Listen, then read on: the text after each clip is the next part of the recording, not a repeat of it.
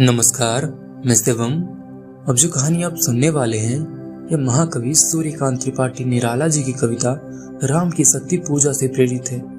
इस कविता में कवि ने श्री राम के माध्यम से हम मानव की मानसिक अवस्था को दर्शाया है और साथ ही प्रेरणा भी दिया है।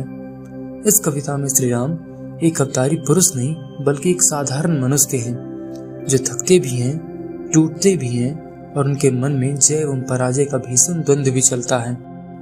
तो आइए सुनते हैं उस किस्सा का अंतिम भाग।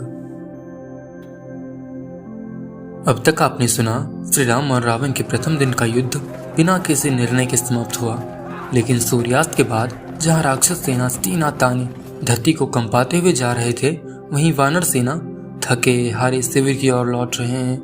और सबसे आगे थे श्री राम, जिनके धनुष की डोर उतरी हुई, जटा अस्त व्यस्त और उनका मुख संध्या के समय झुके कमल की भांति झुका हुआ। आज समर में स्वयं मां आदिशक्ति रावण के पक्ष से उतर चुकी थी। माता ने श्री राम के सारे दिव्यास्त्रों को अपने गर्भ में समेटकर नष्ट कर दिया था और शिविर में ये सब बताते हुए श्री राम की आंखों से कुछ मेघ पुष्प की बूंदें बरस आई थी। अब आगे हनुमान के होते हुए अपने प्रभु श्री राम की यह दशा देख मारे लाज के हनुमान भूमि में धस गए। इधर अपने प्रेरणा स्रोत पिता समान अग्रज को यूं उदास देख लक्ष्मण का भी तेज क्षीण हो गया और सुग्रीव यूं व्याकुल हो उठे जैसे उनके उधर में ही घाव हो गया हो। और इन सब के बीच केवल वृद्ध जामवंत ही परिस्थिति से अवगत होकर भी स्थिर हैं।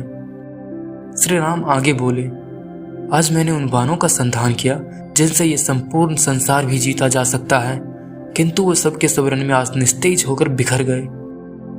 जैसे चंद्रमा कलंक कालिमा को अपने हृदय में धारण करके रखता है, उसी प्रकार मां महाशक्ति रावण को अपने सत्संग में शरण दिए हुए है, जिसके कारण बिजली की गति से की गए प्रहार भी रावण को भेद पाने में सफल हो गए थे। आज मुझे युद्ध में मां महाशक्ति के क्रोधित नेत्र दिखे, जिनमें ज्वाला धधक रही थी। उनके ये क्रोधित नेत्र दिखते ही लगा जैसे मेरे हाथ बन गए हों। उसके पश्चात मुझसे धनुष की डोर तक खींची नहीं गई। इतना कहकर श्री राम कुछ पल के लिए मौन हो गए। आज जब सामर्थ्य कुछ पस्त सा प्रतीत हो रहा था, तब हमने अनुभव की महत्ता समझी। व्याकुलता भरे वातावरण में जामवंत आत्मविश्वास भरे स्वर में बोले, रघुवर, मुझे इसमें विचलित होने का कोई कारण नहीं दिखता। आप भी कुंडलिनी शक्ति धारण कीजिए, आप भी उसी मां महाशक्ति की आराधना कर उन्हें प्रसन्न कीजिए। यदि रावण अशुद्ध होकर भी आतंकित कर गया, तब तो आप सिद्ध हो उसे अवश्य ही ध्वस्त कर सकते हैं। रघुनंदन, जब तक आप इस आराधना में सफल नहीं हो जाते, तब तक लक्ष्मण होंगे इस महासेना के नायक। मध्य मार्ग में अंगद, बाएं भाग में हनुमान, नल, नील एवं अन्य दूसरे वानर सैनिक, दाईं ओर में अपनी सेना के साथ रहेंगे तथा सुग्रीव, विभीषण आदि यथा समय जहां आवश्यकता होगी वहां आएंगे। इतना सुनते ही पूरी सभा खिल उठी। श्री राम ने जामवंत के समक्ष अपना मस्तक नभाकर सुझाव को स्वीकार कर लिया तथा आंख बंद कर कुछ विचार करने लगे। इस बार जब श्री राम ने अपना नेत्र खोला, अब की बार श्री राम की पलकें स्थिर हैं और उनमें आत्मविश्वास भरा हुआ है। और इस बार जब उन्होंने बोलना शुरू किया, उनका स्वर आवेग रहित है। श्री राम ने आंख मूंद मां दुर्गा की स्तुति करते हुए बोले, हे जगत जननी 10 भुजाधारी माता, मैं आपकी शरण में आया हूँ। हे महिषासुर मर्दनी, जिस प्रकार आपने सिंह को अपने चरणों में स्थान दिया है, इसी सिंह की भांति मुझे भी अपनी शरण में स्वीकार कीजिए माता। श्री राम को प्रकृति में ही माता के स्वरूप दिखने लगे और वो कुछ देर उसी छवि में निमग्न हो गए। फिर श्री राम ने अपने प्राणों में पावन कंपन भरकर सभा को संबोधित करते हुए कहा, हे बंधुवर, ये सामने जो सैकड़ों हरे भरे पेड़ों से सुशोभित पर्वत दिख रहा है, यह निश्चित ही माता का कल्पित स्वरूप है। और उनके चरण में ये जो समुद्र गरज रहा है, वास्तव में ये माता शक्ति के चरण में बैठा उनका वाहन सिंह है। 10 दिशाएं माता पार्वती के विशाल हाथ हैं तथा ऊपर में मस्तक पर चंद्रमा धारण किए शिव शोभायमान है। शिव पार्वती के दर्शन मात्र से जीव के आसुरी वृत्तियों का नाश हो जाता है। अब श्री राम ने अपने सबसे प्रिय एवं विश्वसनीय हनुमान की ओर देखा और बोले, हनुमान, हमें भगवती की आराधना के लिए कम से कम 108 कमल चाहिए, अधिक हो तो और सुंदर। तुम शीघ्र ही देवी दस्तरोवर की ओर प्रस्थान कर जाना और उन पुष्पों को लाकर तुम निश्चिंत हो युद्ध करना। श्री राम से आज्ञा मिलने भर की देर थी।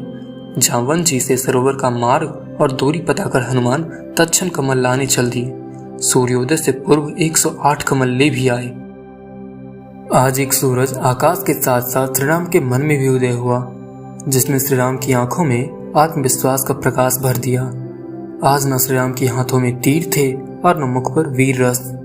आज उनके हाथों में पुष्प थे और उनके मुख पर भक्ति रस। श्री राम हर मंत्र जाप पूरा होने पर एक कमल अर्पित कर अपने मन को भगवती दुर्गा के चरणों में स्थिर कर रहे थे। पूरा वातावरण मंत्रोच्चार की पवित्र ध्वनि से कंपित होने लगा। अब श्री राम ने अंतिम जप करते हुए कमल लेने को अपना हाथ बढ़ाया, पर उनके हाथ कुछ न लगा और अचानक उनका मन अस्थिर होने लगा। तब उन्होंने धीरे धीरे अपना नेत्र खोला और वह रिक्त स्थान देखा तो यह सोचकर निराश हो गए कि अगर उन्होंने आसन छोड़ा तो आराधना अधूरी रह जाएगी। ऐसे जीवन को धिक्कार है जिसे हमेशा ही विरोध मिला। धिक्कार ऐसे सामर्थ्य को जो जानकी को अधर्मियों से मुक्त न करवा पाया। श्री राम यूं कहते हुए आत्मग्लानि से भर गए। किंतु श्री राम के मन का एक कोना इस संकट की परिस्थिति में भी पराजय स्वीकार करने को तैयार न था। श्री राम के मन का यह साहस माया के आवरण को भेद गई। हाँ, यह उपाय है। यूं बोल श्री राम मुस्कुराए तथा उन्होंने तुनीर में से एक तीर बाएं हाथ में ले लिया और दाहिने हाथ दाहिने नेत्र पर। उन्हें याद आया माँ कौशल्या उन्हें बचपन में राजीव लोचन पुकारती थी। श्री राम जब एक कमल के स्थान पर अपना कमल रूपी नेत्र चढ़ाने को दृढ़ प्रतिज्ञ हो गए, उसी समय समस्त ब्रह्मांड कांपने लगा और भगवती ने प्रकट हो श्री राम का हाथ रोक लिया। श्री राम ने अपने सामने भगवती दुर्गा को देखा, जिनकी कांति करोड़ों सूर्य की भांति थी।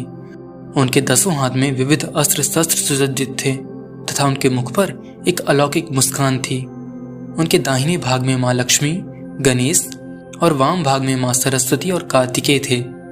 श्री राम माता का यह विराट रूप देख उनके चरणों में प्रणाम किया। तब भगवती बोली, हे राम, इस युद्ध में आपकी विजय निश्चित है। भगवती श्री राम को यह आशीर्वाद दे कुंडलिनी ऊर्जा बन श्री राम के ही शरीर में समा गई। नन्हे नन्हे पाँव मेरे ऊंचा पर्वत तेरा, देख कहीं मैं गिर ना जाऊं, हाथ पकड़ ले मेरा। माँ फिर से पवन का तू रूप बना के मुझे अपने द्वारे तू ले चल उड़ा के।